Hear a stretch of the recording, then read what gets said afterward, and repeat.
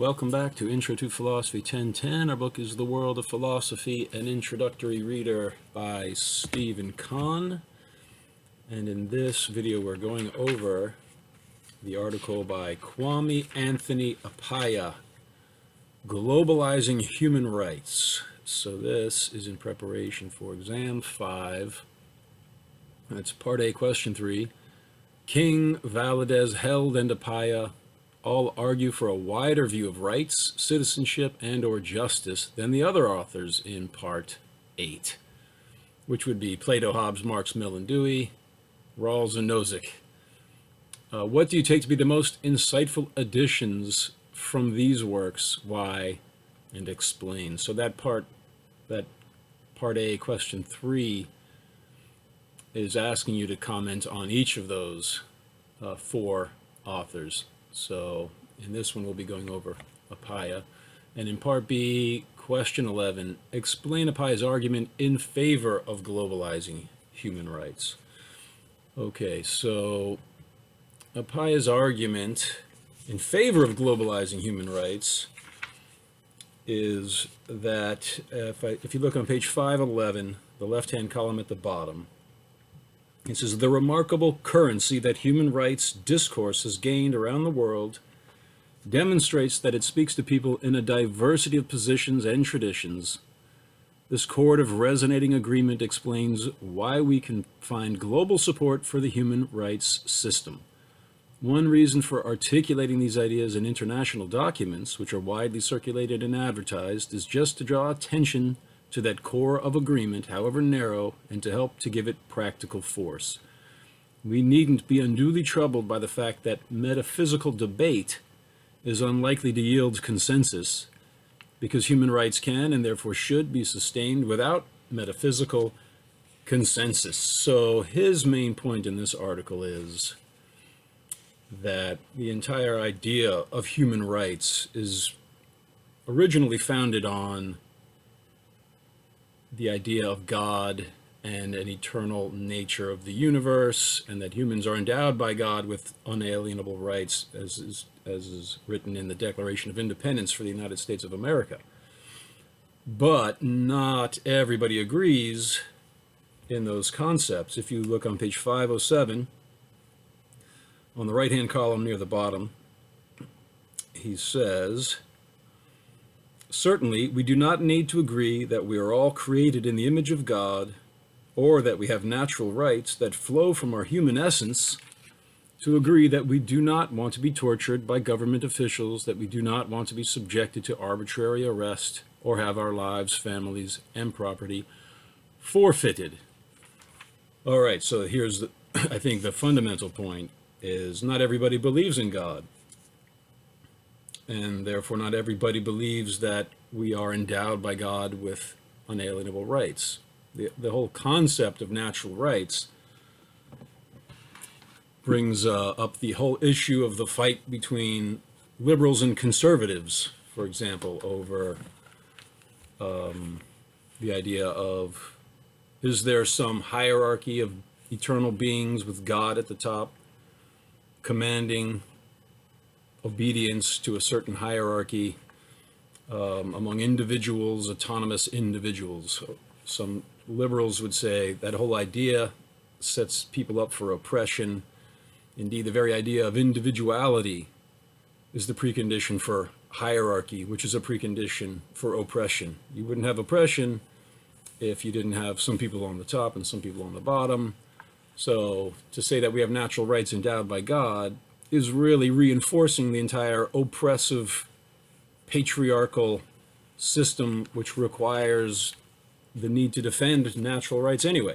All right, so that's kind of what Kwame Anthony Appiah is dealing with. He's writing here in the introductory notes. It says, Kwame Anthony Appiah is professor of philosophy and of law at New York University. In the next section, he examines the nature of human rights. He views them not as grounded in metaphysical consensus, but as a language for deliberation among those from different societies. So, how can you have natural rights if you take away the foundation, the religious foundation upon which the entire concept was established? That's what he's trying to deal with, and he's saying, well, you can have kind of a a loose reference to these metaphysical systems because they do enforce the idea of natural rights in many people's minds around the world. But if you make this metaphysical system too stringent and too well defined, then certain people with opposing metaphysical systems will disregard them. So this is this tightrope that he's trying to walk between requiring some metaphysical ground, metaphysical meaning the ground of being, some absolute foundation of existence. If you have a natural right, that implies some absolute standard that's universally true regardless of your individual and cultural differences.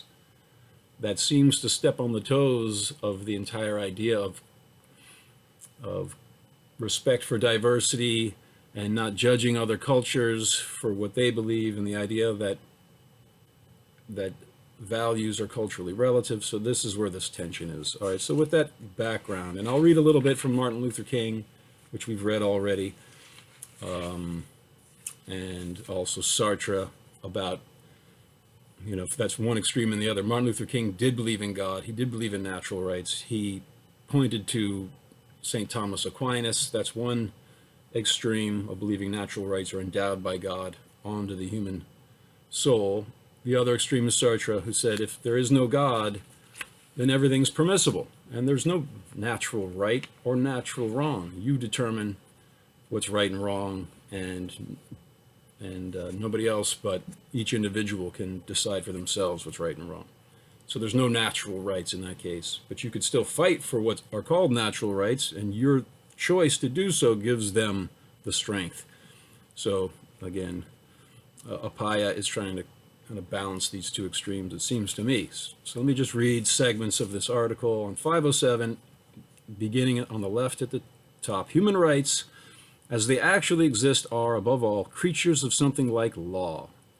They are the results of agreements promulgated by states, agreements that set rule, governed restraints on the actions of states and individuals, sometimes requiring action, sometimes forbidding it. Skipping a little, he says, the wide diversity of people who call upon them includes, to be sure, a substantial diversity of opinion on matters metaphysical, on religion in particular. And even if there is a single truth to be had about these matters, it is not one that we shall all come to soon. All right, so even if there is some single absolute truth about the nature of natural rights, he's saying it doesn't seem like it's coming all too soon. It's probably a safe bet, although I wrote in the margins, how would he know? If he doesn't know what the single truth is, how would he know the preconditions required for it to emerge? Maybe this extreme tension between these two sides, the left and the right, about natural rights, the more intense that tension becomes, the more likely some resolution will emerge. That's what Carl Jung, the psychologist, said, that the collective unconscious compensates the conscious mind. Anyway, I just thought I'd point that out. How would you know when to expect the emergence of some unifying truth?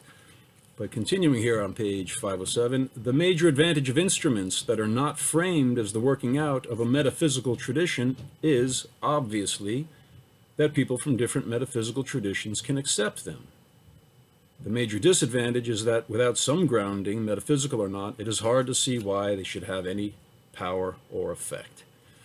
Okay, so he's saying if you ground these instruments, meaning natural rights, the concept of legally sanctioned natural rights, he says if they're not framed as the working out of a metaphysical tradition, then obviously people from different metaphysical traditions can accept them. I don't find that to be obvious, and as a matter of fact, for me, whenever I read, especially philosophers, if they use words like obviously or certainly or without a doubt, that's for me a red flag. It's probably where there's most doubt in the author's own mind, and these assertions of obviousness and certainty and doubtlessness are compensating the weakness of the argument, because I don't think it's at all obvious that people from different metaphysical traditions will be more likely to embrace some natural rights doctrine if it isn't founded on some metaphysical tradition. Okay, if you say, oh, what are natural rights? Oh, they are just democratically derived concepts that we use, these political tools, then people, Christians, Muslims, all different people with different religions might all agree that's not anything I want to partake in. This is just a profane, secular concept divested of all spiritual value. Whereas in Appiah's opinion, if it has no metaphysical foundation, the idea of natural rights, then people from metaphysical traditions from different, they can accept them. That's not, to me, that is not obvious. Then he said again, the major disadvantage is that without some grounding, metaphysical or not, it is hard to see why they should have any power or effect. Skipping down a little bit, he says, granted the fact that they are so weakly philosophically grounded, there is a puzzle about what gives human rights instruments their powers. So, in my opinion, his point is, since it's so difficult to give a philosophical defense of what natural rights are, how can nature provide rights? If there's no God and there's no inherent spiritual meaning or organization in the universe, then there's no universal standard of right and wrong. Nothing's inherently good or evil. Those are human inventions. So what gives this concept of natural rights such power, despite that philosophical problem? For me, as somebody who believes in the existence of a soul, I agree a lot with Plato. We have these absolute concepts imprinted on the soul. Carl Jung, the psychologist, talked about a collective unconscious mind that has these archetypes of cognition. If that's true, then the reason the concepts of natural rights would seem to find a wide agreement, despite an apparent lack of philosophical support, is because these are innate principles imprinted on the collective unconscious mind, which is very similar to the idea of natural rights endowed by God, endowing each creature, or at least human rational beings, with unalienable rights. So he's pointing out, yeah, despite the philosophical weakness for their support, given the current predominant cosmology in academia, which I've pointed out previously is still the Newtonian mechanistic cosmology, which was undermined throughout the entire expanse of the 20th century. That realization has not caught up with most academics in the liberal arts, in things like philosophy and law. Most academics still perceive the cosmos as an empty arena of three-dimensional space occupied by little bits of insentient matter that exist objectively, whether they're being observed or not, and endure through a forward-flowing timeline that always stays the same, regardless of how fast you might be moving or what direction. All of those presuppositions, which are necessary for Darwinism, were overthrown in the 20th century, step by step: special relativity, general relativity, quantum mechanics, and string theory. That realization has not caught up with most academics in philosophy departments. And even in the physics departments, where they know this cosmology, they still, for the most part, embrace the atheistic, mechanistic worldview and definition of the human self based on that Darwinian, Newtonian, mechanistic cosmology, which seems to me that is that worldview within which Appiah is working, and he's trying to figure out, how do you still, with a straight face, talk about natural rights in this mechanistic, godless, soulless, material universe? That's what he's trying to deal with. And so someone else who's trying to deal with this on page 507 of the right-hand column is Michael Ignatieff has observed in a thoughtful discussion of the matter, human rights has gone global by going local. So that was a quote. Then Appiah continues, people around the world working different religious and juridical traditions have nevertheless found reasons to support various human rights instruments because those instruments embody protections that they both want and need. So continuing here with Michael Ignatieff's quote, human rights is the only universally available moral vernacular that validates the claims of women and children against the oppression they experience in patriarchal and tribal societies. It is the only vernacular that enables dependent persons to perceive themselves as moral agents and to act against practices, arranged marriages, purdah, I don't know what that means, civic disenfranchisement, genital mutilation, domestic slavery, and so on, that are ratified by the weight and authority of their cultures. So Ignatieff writes, these agents seek out human rights protection precisely because it legitimizes their protests against oppression. So Appiah says, the moral individualism of human rights discourse, as he insists, is what enables it to play this role, and so we cannot say that the notion of human rights is metaphysically naked, but it is, or should be, scantily clad, conceptually speaking. Certainly, we do not need to agree that we are all created in the image of God or that we have natural rights that flow from our human essence to agree that we do not want to be tortured, and I read this before. So, the whole concept of natural rights, it seems to me that liberals like Appiah and Michael Ignatieff, they say, well, this is the only language that the oppressive people we need to protect the weaker members of society from will respect. The men, the religious conservative men, won't withhold their oppressive practices from women and children and other people who are less powerful, unless you can appeal to their metaphysical sensibilities of moral autonomy and natural rights, the belief in a hierarchy of divine beings culminating with the patriarchal God. Since those are the people that need to be controlled, and this is the language that they respect, that's why we should use it. So Appiah is like, okay, but that metaphysical language should be, it should be scantily clad. Hardly any references to metaphysics should be used, so says Appiah. I disagree, but I can see his point. He'll later on say, if your metaphysical grounding for natural rights is, to use his language, too thick, you'll have disagreements among different religious traditions. If it's too thin, it offers no foundation at all, and people will say, this is just a word, natural rights. There's no such thing, and therefore I won't respect them. So this is what he's trying to do. And he brings up here the United Nations. He's saying they're using the term of natural rights too liberally, too much. They're demanding that nations grant human rights to people that the governments of those nations wouldn't be able to provide. If you have a right to nutritious food, what are you trying to say? That he's saying it's good to have nutritious food, but what if your nation is impoverished and they can't afford it? Then you're saying that you have a right to something that your government can't give you. How can you have a natural right to something that's impossible for your own government to provide? So he'll say, you don't always have to use the language of natural rights. There's other human goods that can be discussed outside of the language of natural rights. So it gets a little subtle. So let me read his reasoning process here. So 508 on the left-hand column, still it must be acknowledged that talk of human rights has long had a tendency to overflow its banks. You could see this tendency even in the Universal Declaration of Human Rights, which the United Nations proclaimed in 1948. And it has been much in evidence since. The concern here is not that human rights are a Western parochialism. Much of the UDHR, that's the Universal Declaration of Human Rights, is devoted to repudiating traditional Western values, including various forms of discrimination. I'm going to skip a little bit. He says, everybody can agree that it's a bad thing to starve to death.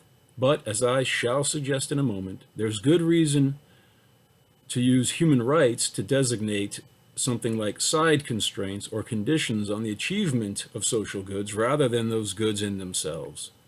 By contrast, the UDHR noticeably helps itself to both.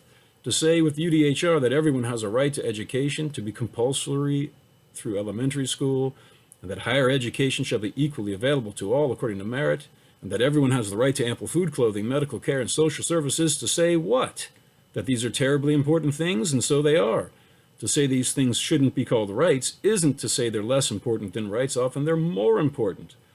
But they aren't things that an impoverished state, however well-meaning, can simply provide. Unlike, say, a prohibition on torture, their realization depends on resources, not just on political will. They cannot simply be decreed. To think of human rights as side constraints, as Robert Nozick did, is to say that if you have a right to X, then no one may deprive you of it. So this idea of side constraints, you can have a right to nutritious food, and if you interpreted that to mean that nobody can take your food away from you, okay, because if a government can try to enforce a law against stealing, But to say you have a right to nutritious food and now the government has to give it to you, if the government has no food to give to you, then they can't do it. And that undermines the entire concept of natural rights. How can this right be natural if it's impossible for my government to provide it? This is what he's trying to say. If you use the language of natural rights all the time, you're diluting the potency of the term, which is already a difficult term to defend, given that there's going to be metaphysical disagreement about its foundation, with liberals in academia tending to discount the entire notion of a God endowing people with individual rights, with natural rights. And on the other extreme, different religions will say, you know, this is the definition of God, this is the way God endows us with rights. They might agree that there's a God and that we have natural rights, but they'll disagree about the process by which these rights are manifest. So this, he's saying, you want to have some scantily clad metaphysical system, mostly, he'll go on to say, relying on what people already believe in their cultures, but you can't have the metaphysics be too strong. So how do you have just the right amount of an allusion to some metaphysical basis without explicitly defining what it is? It seems to me to be his kind of compromised position. So on the right-hand column of 508, he says, so in committing ourselves to human rights and international law, we are requiring states not just to respect them, but also to attempt to enforce respect for these rights on the part of those they govern. Even if the right in question is a negative right, protecting it will require more of a state than that it abstain from infringing it itself. And this can already take states beyond the realm of what they have the resources to do. His example is merely passing a law requiring that marriages require consent will not protect the rights of women. So if you're in a society where arranged marriages is the cultural norm, and then you suddenly pass an international law decreed from the United Nations that no more arranged marriages will be legal, how are you going to get the police, who have been reared in that culture, to enforce that law? They won't take it seriously. The people on whom you intend to enforce it, most of them won't take it seriously. So then he'll continue on 509 on the left. You could extend the claims of human rights beyond the realm of negative rights. You could say, for example, that states ought affirmatively to guarantee certain basic needs for nutrition and for nurture in infancy, say. And then continuing, he says, but such extensions increase the risk already present, as we saw in the case of negative rights, that we will be announcing that people have an entitlement that cannot in fact be met, which amounts in effect to declaring that a state has a duty to do what it cannot in fact do. Such pronouncements not only offend against the fundamental moral requirement that ought implies can, in doing so they discredit the regime of human rights. None of this is to deny the importance of international agreements establishing, or if you like, recording norms other than human rights. So he's saying, don't rely too heavily on the human rights language, because if you do, and you say people have rights to certain things that aren't practical to provide them, then you undermine the already shaky foundation, the shaky metaphysical foundation of the concept, which in many cases is the only one that has any effective power against mainly the patriarchal religious cultures against whom women and children and people who aren't as physically or economically powerful need protection. You want those kinds of societies to respect the rights of the people who need protection, then you need metaphysical language. So don't overburden it by giving people rights that can't be enforced. This is, again, I said he's trying to walk this tightrope between there is no such thing as natural rights, and natural rights are endowed by God, and they're inalienably inscribed on the soul. All right, so on the right-hand column, 509, all I am insisting is that not every good needs to be explained in the language of human rights, a language that makes most sense if it is kept within bounds. Mission creep is not the only thing that bedevils talk of human rights. Consider the problem of indeterminacy, the predicate arbitrary, as when one seeks to prohibit arbitrary arrest or arbitrary interference with privacy, family, home. Typically gets a vigorous workout in the formal language of human rights, but what counts as arbitrary is irreducibly a matter of judgment, and so it is with what constitutes degrading treatment. A little lower, he says, different societies evince greater agreement about the bad than about the good. So it might be easier to say people have a right not to be tortured. People have a right not to be killed. States are more likely to be able, even impoverished states they're more likely to be able to protect those rights than to enforce other more positive rights, like you have a right to a higher education. Well, if your nation is impoverished, how are they going to pay the professors? How are they going to get enough academics to move to their nation to engage everybody who has the merit in a higher education? So continuing on 509, the right-hand column, the basic dilemma is a familiar one. A conception of rights that's highly determinate in its application may not be thin enough to win widespread agreement. A conception of rights that's thin enough to win widespread agreement risks indeterminacy or impotence. And yet the impressive thing about human rights, it seems to me, is how effectively they have functioned despite all their manifest limitations and obscurities. So again, I said, why, despite all their manifest limitations and obscurities, has the language of natural rights or human rights had such an effect? I would say because it is imprinted on the human soul. We are endowed by God, using a Platonic understanding of the term, the idea of the good with all of these absolute concepts like justice, equality.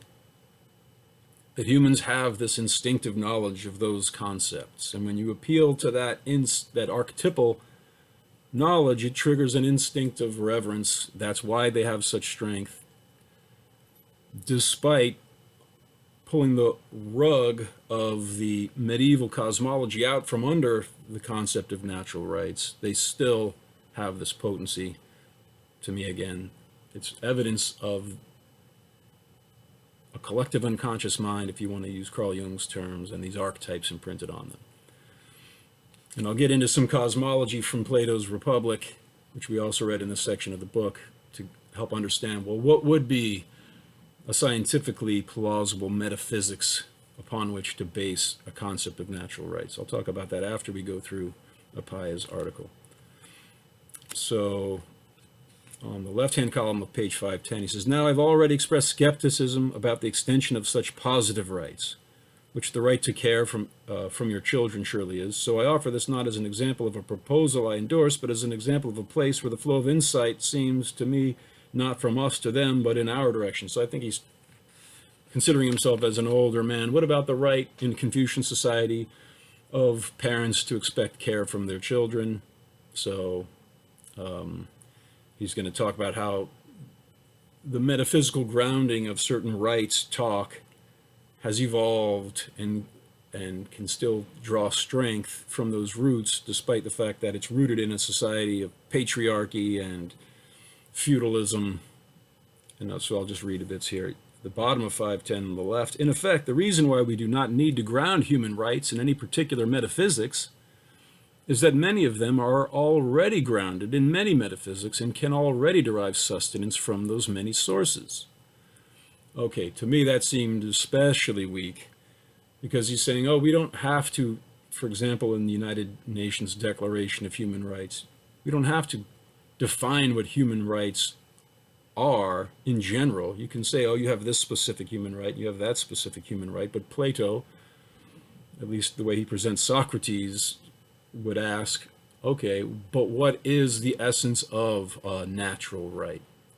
You've given me examples, the right to life, the right to liberty, the right to pursue happiness, but what is it in all those individual rights that makes them rights? What is the fundamental ingredient of natural rights? And Appiah is saying, we don't need to provide that because that's already provided by many different metaphysical systems. I disagree with that, because in the image that's coming to my mind, and I've read it in a couple of novels, and when a society loses its religious belief, its religious beliefs, the generation who's born while the religion is dying, they still carry that indoctrination with them. They don't believe in it, but they still have the habit of believing in the secondary growths from the primary belief in whatever metaphysical foundation they have. But the generation after them won't have that nutrition in their umbilical cord, which was the image that I read somewhere, to carry them. Then they won't believe in it. Oh, this is just some human fiction. Humans make it up. And gradually, as each generation leaves behind its religious ground, the entire concept of human rights will be seen more and more as just an arbitrary, culturally relative human invention. That's my opinion. I think, and I'll read a little bit from Sartre and from Nietzsche after we go through Appiah's argument that points in that direction. So he's saying, oh, we already have enough metaphysical ground for the idea of human rights that we don't need to reinforce that. And as a matter of fact, if we do, we risk creating dissension among the different religious groups that tentatively follow this whole concept of natural rights. And that's the only thing keeping them from just overt and outright total oppressiveness. And then so he gives an example of his own upbringing in Ghana and how the emphasis was on dignity, but previously that only applied to free men. They talk about, this is his native language, which I don't want to read because I'll butcher it, but father soul and father slave, neither is respected. That is, whatever you call him a slave is still a slave. So they didn't have in the Akan proverbs, this religion of Ghana, originally there were slaves, and the slave didn't have the same dignity as a free man did. But he's saying now we can extend that concept of dignity, which was denied to the slaves in Akan society and medieval European society, so the concept of dignity is there. It needs to be expanded to include everybody, and this is his explaining how the concept of natural rights can have some metaphysical ground. Even if that metaphysical ground comes from an oppressive society, you can expand certain elements of it to provide the concept of human rights, like that every human deserves dignity. Formerly only the masters deserved dignity. Now we can expand that every human being deserves dignity. So on page 511, up at the top on the left, Cass Sunstein has defended what he calls incompletely theorized agreements in the context of American constitutional law. I would like to defend a similar freedom from the demand for high doctrine in the development of the internal practices of human rights law. So it seems to me what he's suggesting is that we keep these definitions of human rights as kind of mushy as we can, incompletely theorized agreements. Because if you theorize it about natural rights, human rights, too deeply, then you come to this conflict. Is there or is there not some absolute universal moral standard by which to determine what is morally right and wrong? The liberals, who would tend to normally defend natural rights the most to protect the more easily oppressed segments of society from the more oppressive sides, nevertheless find themselves in a difficult situation because they also tend to be very suspicious of any claims of hierarchy, of natural superiority. And the entire concept of natural rights as it emerged in history, in the Western society especially, it's rooted in St. Thomas Aquinas, who believes God created the universe and ordered it in a certain special way, and that humans have desires which were given by God. It's our nature. It's right that we desire certain things, and so we have a right to those things that we desire because those desires were implanted in us by God. Okay, but if you are a liberal and you say, yeah, Aquinas, he was a so-called saint in this most famously oppressive patriarchal theocracy ever, and why should we listen to anything that religion that advocates the oppression of women and is the enemy of democracy and advocates monarchy? Why would we listen to someone coming from that tradition about natural rights? So there's a problem. But then again, if there isn't some supremely intelligent, all-powerful being who decrees that these are the universal laws of justice, then upon what are these universal concepts like natural rights founded?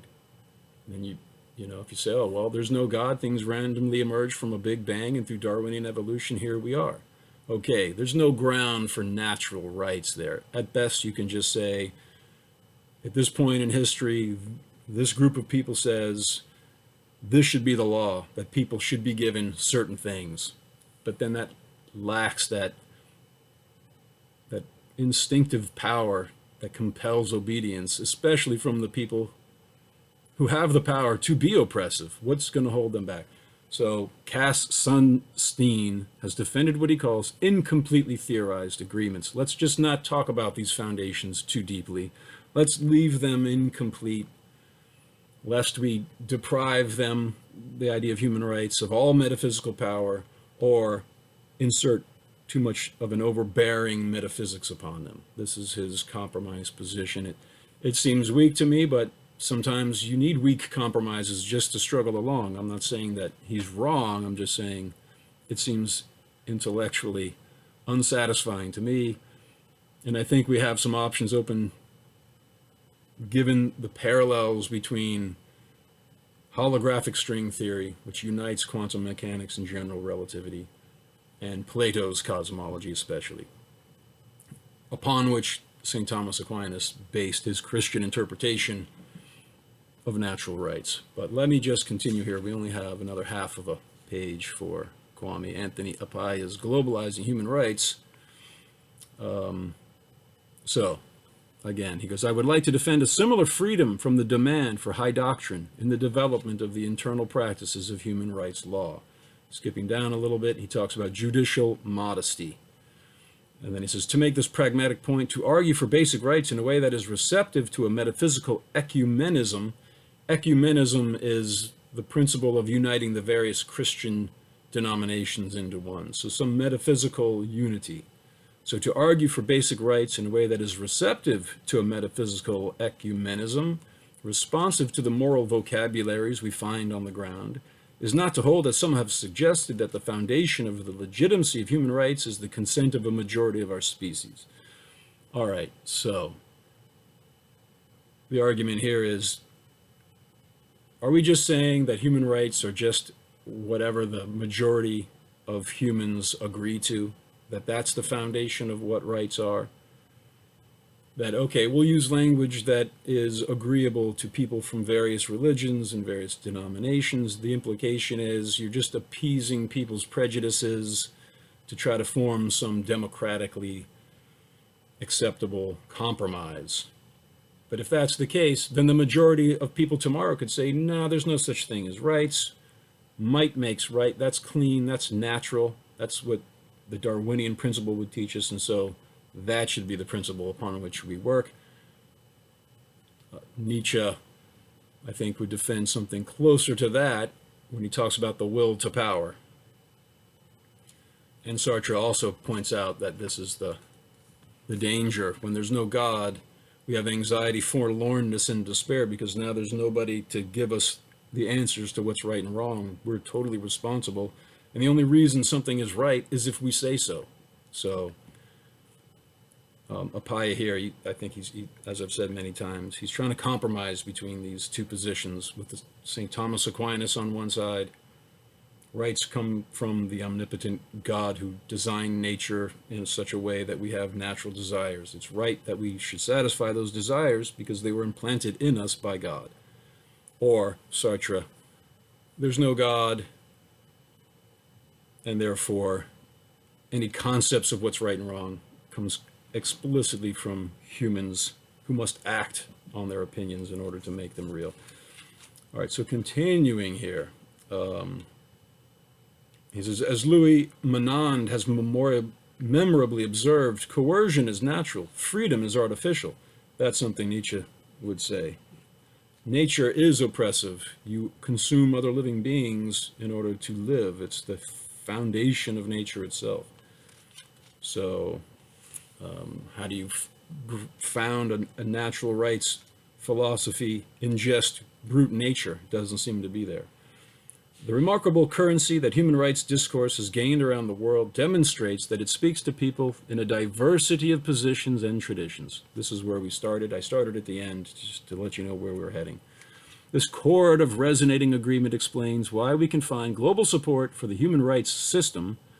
One reason for articulating these ideas in international documents, which are widely circulated and advertised, is just to draw attention to that core of agreement, however narrow, and to help to give it practical force.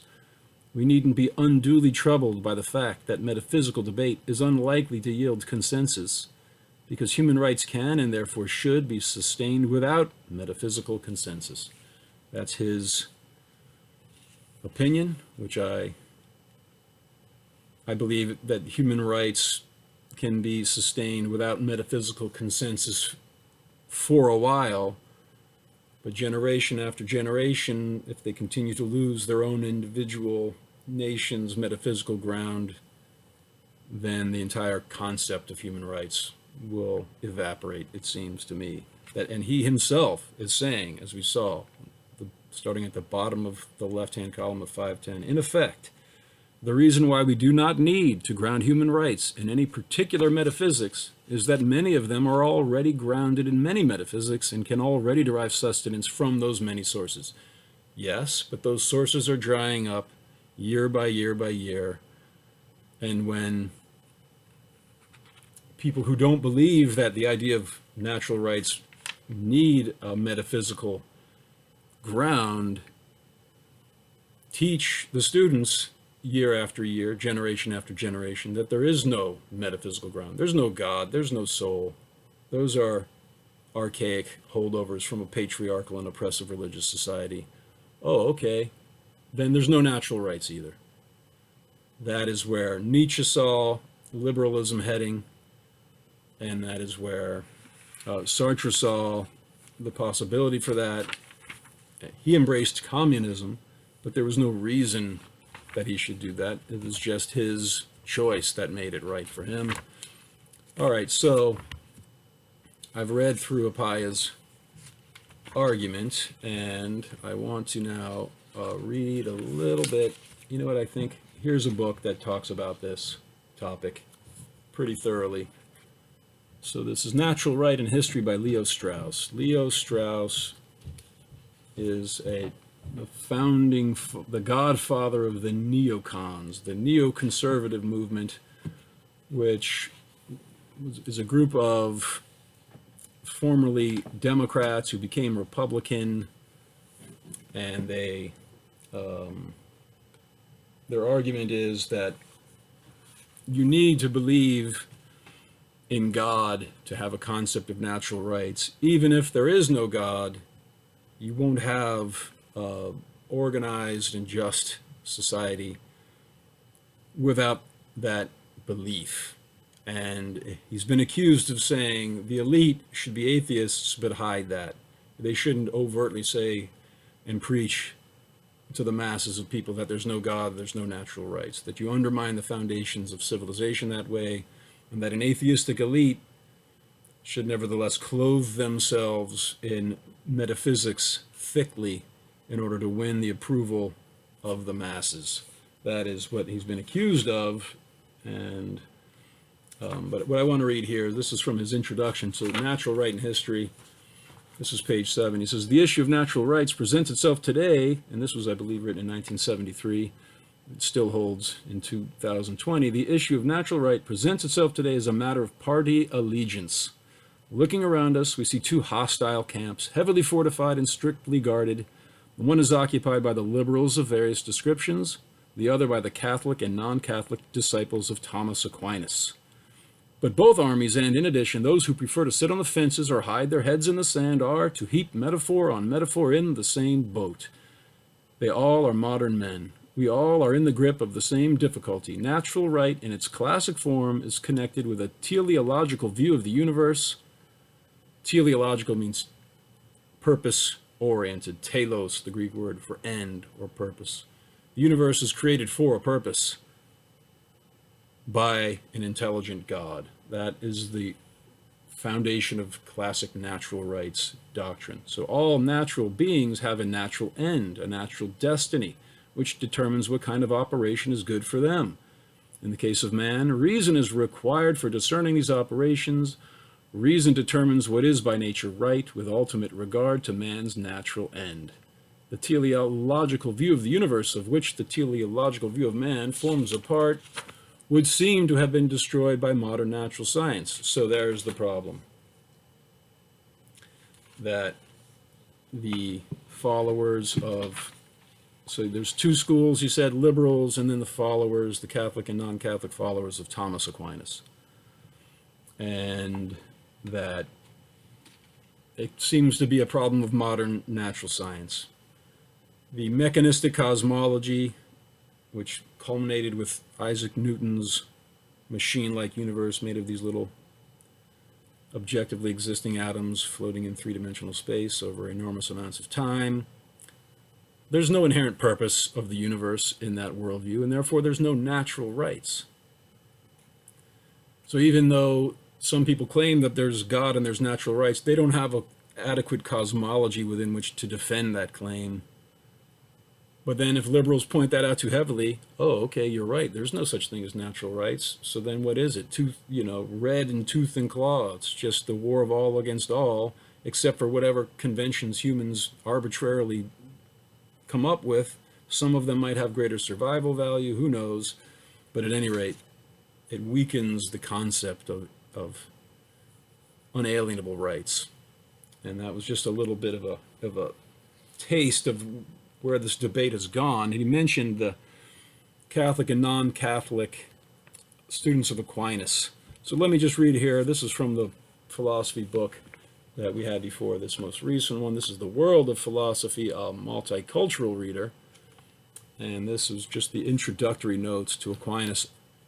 And I might read a little bit, because after this I'm going to read some from Martin Luther King in the letter from a Birmingham jail, which we covered in this part of the book.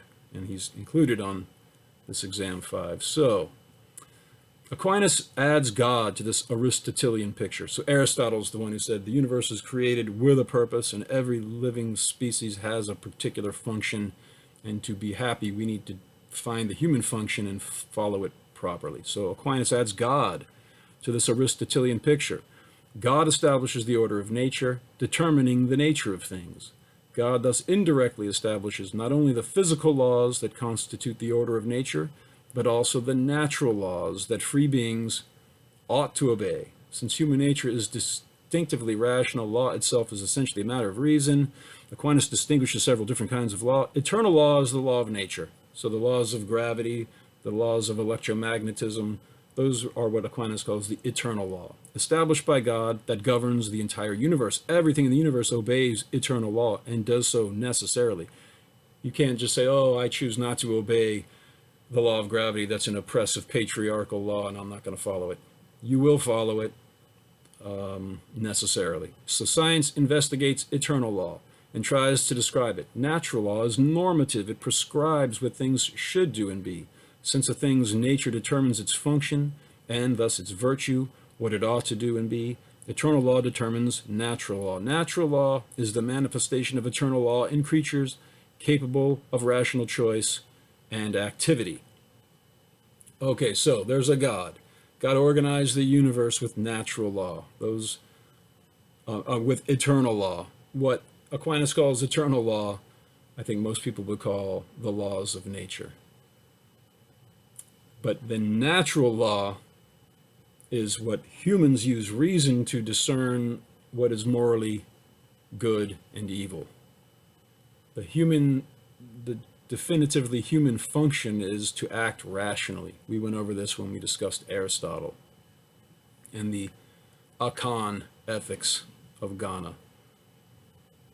So the eternal law is the law of nature.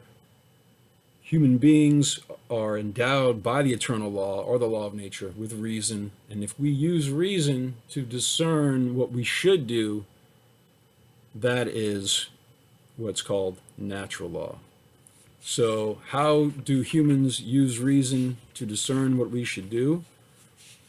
We can just analyze our own natural inclinations. And I'll read this. This is from Aquinas. whether there is in us a natural law. So it would seem that there is no natural law in us because man is governed sufficiently by the eternal law. All right, so then he'll say that, I answer that, as stated above, law, being a rule and measure, can be in a person in two ways. All right, so the two ways are the eternal law, which is the laws of nature that God enforces and must necessarily be followed. The other way is what's called here natural law, and that's humans using reason to figure out what God's plan is. So we are ruled and measured by the eternal law, as we stated above. It is evident that all things partake somewhat of the eternal law, insofar as, namely, from its being imprinted on them, they derive their respective inclinations to their proper acts and ends. Now, among all others, the rational creature is subject to divine providence in the most excellent way, insofar as it partakes of a share of providence by being provident both for itself and for others, wherefore it has a share of the eternal reason, whereby it has a natural inclination to its proper act and end, and this participation of the eternal law in the rational creature is called the natural law. And it's imprinted on us by God. The light of thy countenance, the light of reason, is imprinted on humans by God. And using reason, all we need to do is, he'll say, since, however, good has the nature of an end and evil the nature of a contrary, hence it is that all those things to which man has a natural inclination are naturally apprehended by reason as being good, and consequently as objects of pursuit. So what do we want? In common with all beings, we want to continue to be. We want to live. We have a right to life, therefore. Secondly, we have an inclination in common with other animals, such as sexual intercourse and education of offspring. And thirdly, unique among humans, we have reason, which nature is proper to him. This is Aquinas. Thus man has a natural inclination to know the truth about God and to live in society. So at any rate, that's the concept of natural rights that we find in the American Declaration of Independence, endowed by the Creator God with certain unalienable rights. Human reason can discern them. What's right? Well, God made human nature in a specific way.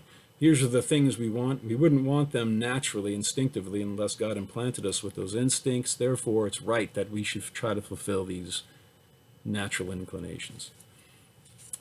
So now I will read, and that was something that Martin Luther King referred to in the letter from a Birmingham jail, and I'm going back and forth a lot, but we're tying in, the exam question was asking us to compare these different concepts of expanding the concept of rights for others. So let me just look here, MLK 474. So going back to our current book, on page 474, this is Martin Luther King's letter from a Birmingham jail, which I already put up the video for that. So he says, Luther King, appalling silence of the good people. Where the heck is the... Okay, here it is. It was 472. So he says, now, what is the difference between the two? It's a just law and an unjust law. He says, how does one determine when a law is just or unjust? A just law is a man-made code that squares with the moral law or the law of God. An unjust law is a code that is out of harmony with the moral law. To put it in the terms of St. Thomas Aquinas, an unjust law is a human law that is not rooted in eternal and natural law. All right, so you see here, Martin Luther King is appealing directly to St. Thomas Aquinas, as Leo Strauss in this book, Natural Right and History, said is the case. You're either on one side of the fence, which is the liberals who deny generally any strong metaphysical assertions about the nature of reality. On the other side, you have the Catholic and non-Catholic disciples of Thomas Aquinas. So that would include Martin Luther King. He was a Baptist, not a Catholic, and yet he's appealing to Aquinas' concept of natural right. And I went over that what that means by reading from St. Thomas Aquinas. And now I think I want to turn to page 365. This is Sartre. Well, actually, let me read from Nietzsche here. And he says, I'm trying to find this part where he talks about we don't need rights anymore when when we have, when everybody's equal. It was page 355. Okay, so here it is. On the left-hand column, so we'll do Nietzsche's Beyond Good and Evil first. And this was from the previous, this was for exam 4. But he talked about how Christianity is the heir, or democracy is the heir of Christianity, and then it becomes socialism and ultimately communism, where their motto is neither master nor God. So he goes on to say, they appear to be in conflict with the peaceably industrious Democrats or ideologues of revolution. This is the anarchists who bare their teeth in the alleys of Europe here in the 1880s. And even more with the foolish philosophists and brotherhood enthusiasts who call themselves socialists and want a free society, but in reality they are united with those others in their fundamental and instinctive enmity towards every form of society other than autonomous herds, right up to the point of even rejecting the concepts master and servant. Neither God nor master is a socialist motto, united in their tough resistance to every exceptional claim, every exceptional right and privilege, and thus ultimately to all rights, for no one needs rights any longer when everyone is equal, united in their distrust of any justice that punishes as if it were a rape of the weaker party, unjust towards the necessary consequence of all earlier society.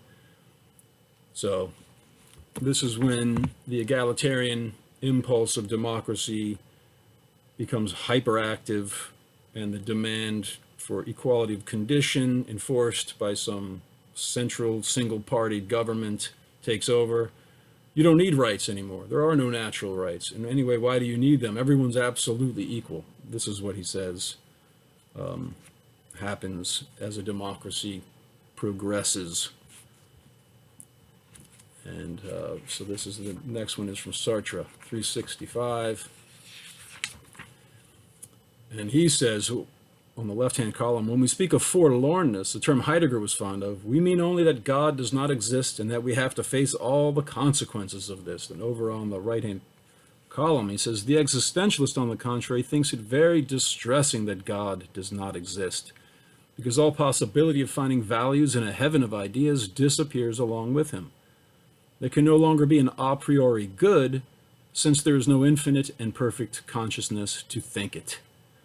Dostoevsky said if God didn't exist, everything would be possible. That is the very starting point of existentialism. Indeed, everything is permissible if God does not exist.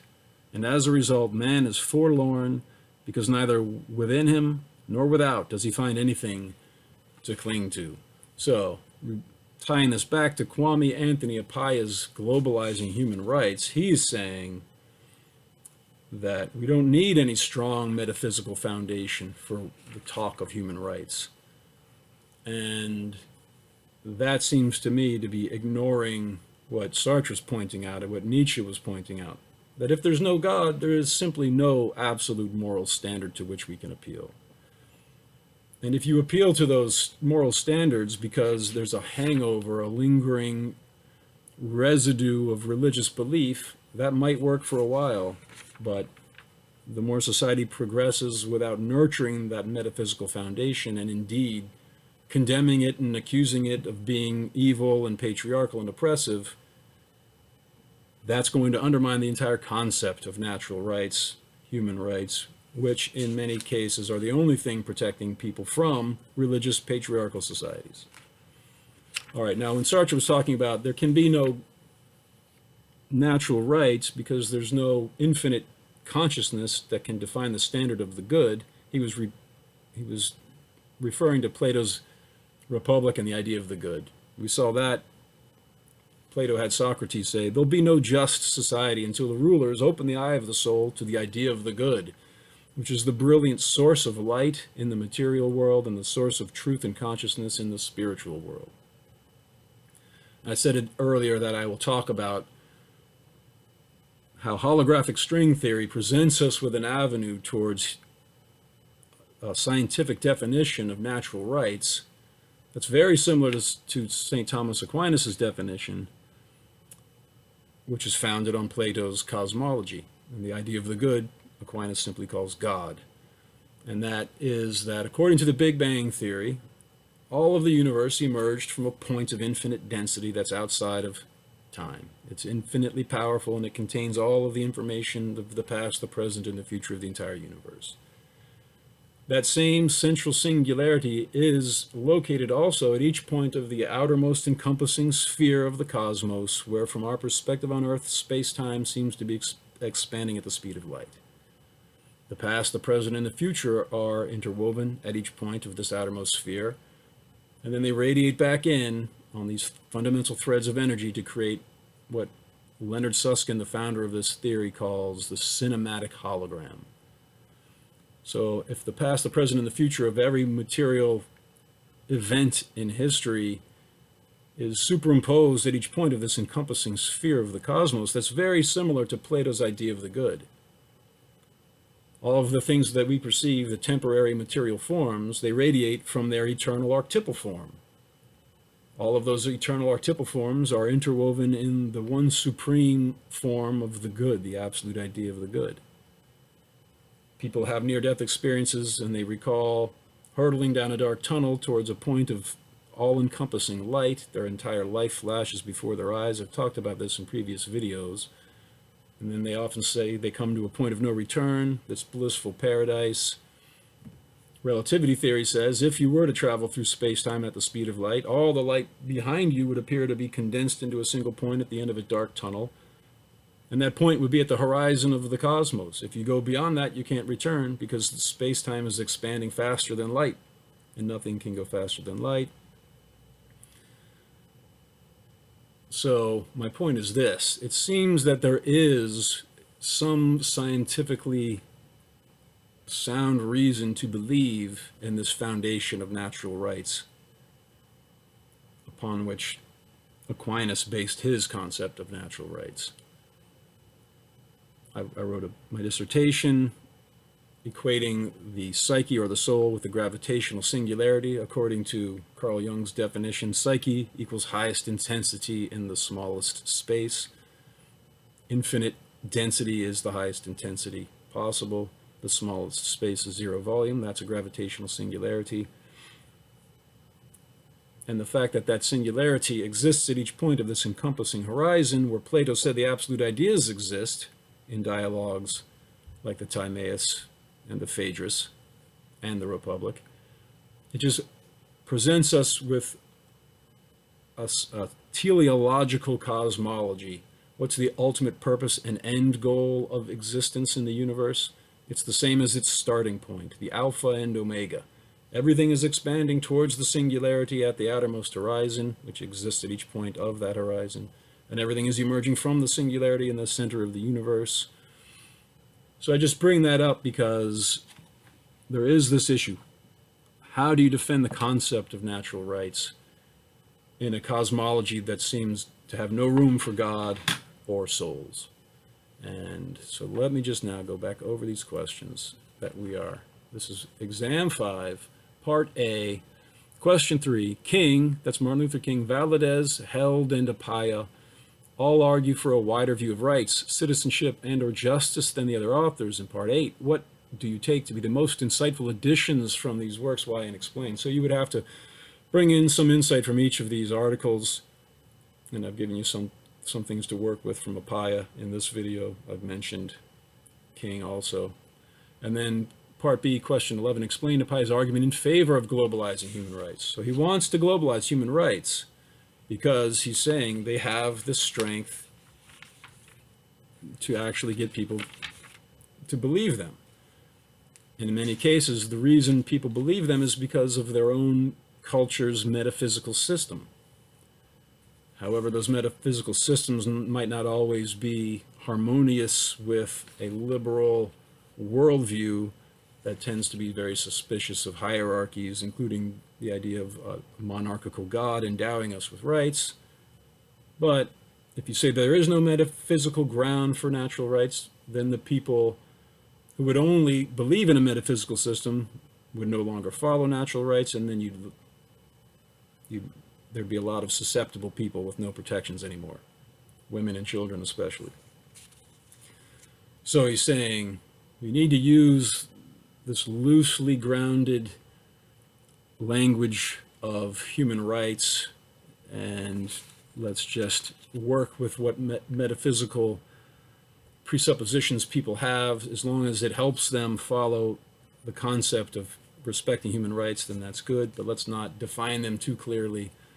Let's rely on what Cass Sunstein has defended, what he calls incompletely theorized agreements. So I will leave it with that.